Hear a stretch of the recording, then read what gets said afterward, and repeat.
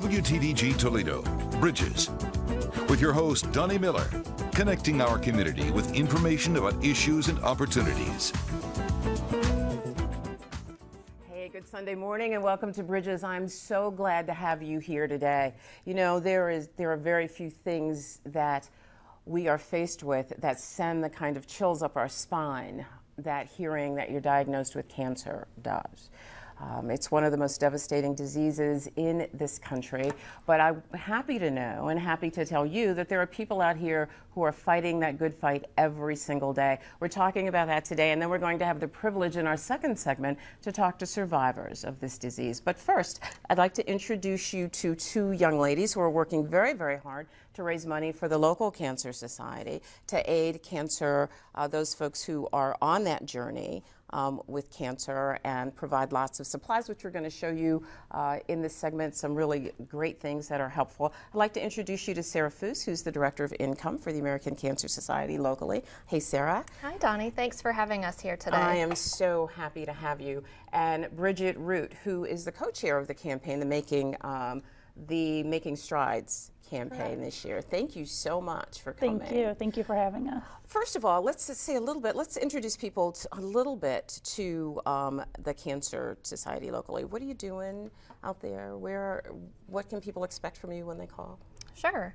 At the American Cancer Society, we help people stay well, get well, find cures, and fight back against cancer. That's really what we're here to do, and it's through our army of volunteers that we're able to do that. Nationwide, we have over 3 million volunteers that make that possible. Wow. And so events like Making Strides Against Breast Cancer, for which we're talking about today, is volunteer driven through the committee that comes together to celebrate breast cancer survivors and then do all of the fundraising efforts that make it possible to help patients in our community. And the American Cancer Society is thrilled and proud to be celebrating its 100th birthday this coming May 2013. And we're really proud of the accomplishments that we've been able to experience in the last 100 years, and in the future now we're ready to finish the fight. You know what, it seems like almost every time someone is ill these days, it's a diagnosis of cancer. Is that because we're getting better with detection, or are there lifestyle and environmental kinds of issues that are influencing the onset of the disease more so now than before? Well, that's a great question, and I think it's several different factors, and that research by groups like the American Cancer Society are putting forth more opportunities to detect cancer early. The way our community is living today, I think, has a factor in that there's more obesity in our community, and which is a risk factor for cancer. And the American Cancer Society currently is a part of a Cancer Prevention Study 3, and we're the only nonprofit organization that has the national capacity to be able to put forth this kind of research to figure out why do some people get cancer and why do some people not get cancer.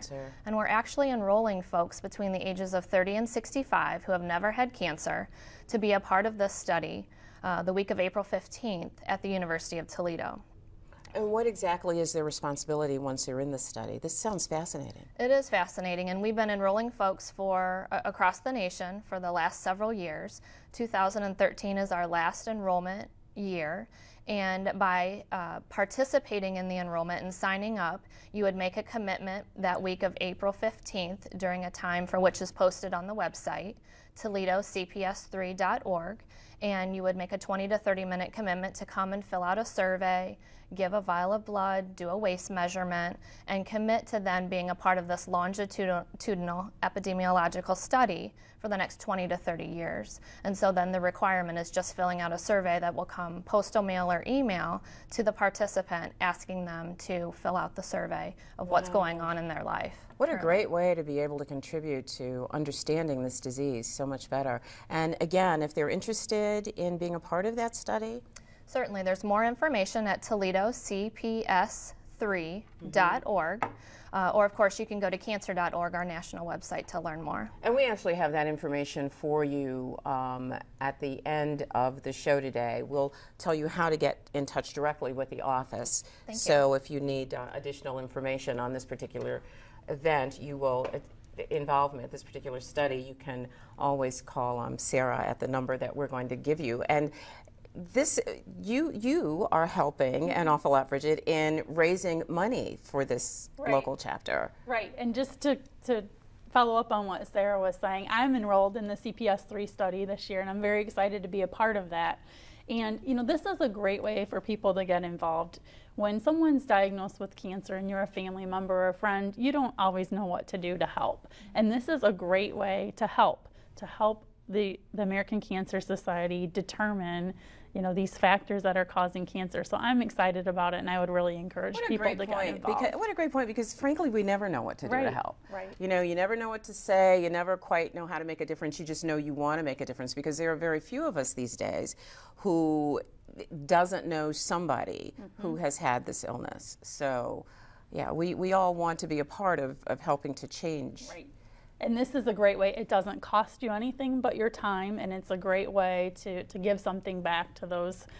And you cannot participate in this study if you've ever been diagnosed with cancer. Okay. So this is our opportunity, those of us who have never been diagnosed, to do something to help fight the fight. So let's talk about making strides, why don't we? It sounds like fun. Yes.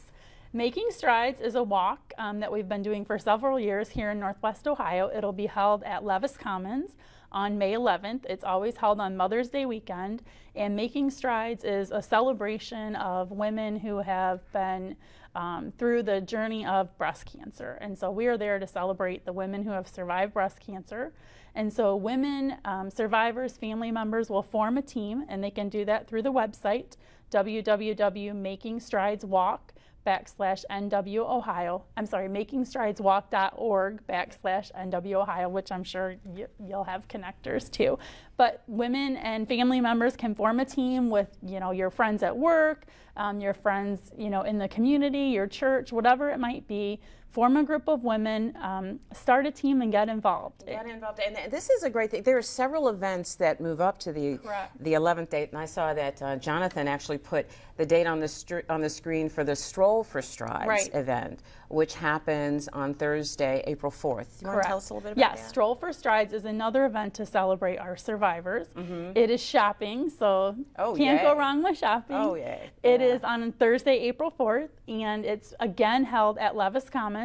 And Stroll for Strides works, you go to the Levis Commons website and purchase tickets for that event, and then several of the retailers at Levis Commons will host one of our survivors, and they'll be identified in the store, and the women can take their ticket, get it punched at each of the store, and then come back and enter into a raffle, and we'll all gather at Bar Louie at the end of the night to celebrate these women and just have a good time. There's raffle prizes, lots of fun. Lots of fun. And again, and we'll show you this information before the end of the show as well, that's the Stroll for Strides event, which is a precursor to the May 11th event. Isn't there one other event in there? Yes, there's one other event on April 18th. There will be a group run at Second Soul. And we are encouraging, again, people to get involved, come out to the run, wear pink. We're going to have some mascots and some members of the football teams and people you wouldn't normally expect to see at these runs coming out and helping us celebrate. And again, it's just designed to raise awareness, celebrate our survivors, and get people really excited for the Making Strides walk on May 11th. Wow, it sounds like a great group of activities. It sounds like fun too. Yes. Don't worry if you didn't get any of that, because we're going to give you the website information before we go, and all of that information is available on the website. I want to go back though to you for just a moment, because you've got some cool things here today that you say are available for folks who are going through this journey. Absolutely. Actually, I think what's really notable is that one out of 2 women who are newly diagnosed with breast cancer call the American Cancer Society for help and support. And I think that's in credit to our brand, our 100-year history of being able to help and support women. And I brought some items here with us today. By calling the American Cancer Society at 1-800-227-2345 or by visiting cancer.org, people can reach out to us and just let us know that you've been newly diagnosed. A caregiver can call and say, hey, I've got this friend, I've got this family member that's been newly diagnosed. How can the American Cancer Society support me? And so we offer free wigs to anyone that's been newly diagnosed. We have a partnership with the Personal Care Products Council and the National Association of Cosmetologists, in which we can offer a Look Good, Feel Better, which a trained cosmetologist locally in our communities sits down with a group of women, breast cancer survivors or other cancer survivors, and they get a free $250 makeup kit that's here with us today of brand name products. And instruction on how to use those things. And instruction on how to, you know, make you feel better upon going through treatment. And additionally, your health manager. Yeah, we have a personal health manager too, and the one I brought today happens to be for breast cancer survivors. And so the benefit of the personal health manager is it's a way for you to organize all of the information that you have that you're getting from all of these different sources. Wow. Now, certainly the American Cancer Society is, you know, hopefully your #1 source of information about your particular disease. But what a great assistance. Yes, and when you're at the doctor's office, you know, put all that information in there. Because you're overwhelmed, you're hearing so much, and if you don't start writing things down from the beginning, you kind of get lost in all of the conversation. Thank you guys so very much for coming. And we're going to put that information back on the screen before we go about the Making Strides events. There are several events. We're going to put that information on the screen. Thank you, Donnie. We will be right back, so promise to stay with us. We're talking to cancer survivors when we return in just a moment.